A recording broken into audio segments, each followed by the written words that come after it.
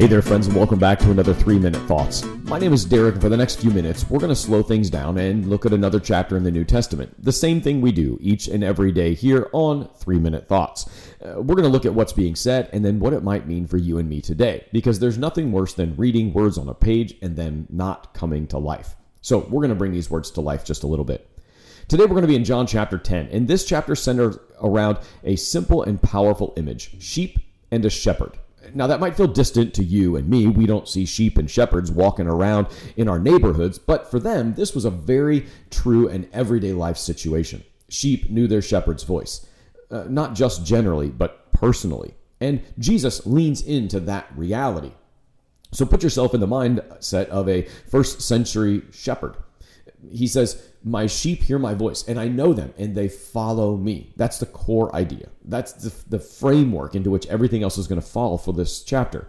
It's not about just believing something about Jesus. It's actually recognizing his voice and then responding to it, because there are other voices. Jesus talks about thieves and robbers, voices that lead but not toward life, voices that pull, distract, and distort. And if we're honest, we hear all of those voices all the time. Pressure, fear, approval, control, noise. They all promise something, but they don't deliver. Jesus contrasts that with this line. He says, "The thief comes only to steal and kill and destroy. I came that they may have life and have it abundantly."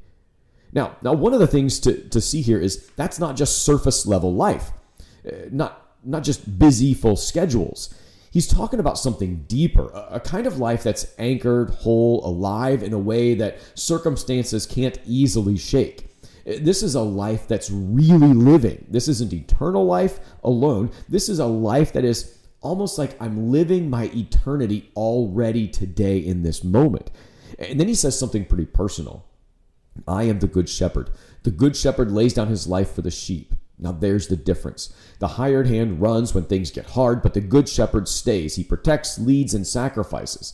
This isn't about distant leadership, pointing, directing, and everything from a great distance. It's not the man upstairs. This is personal, relational, and costly.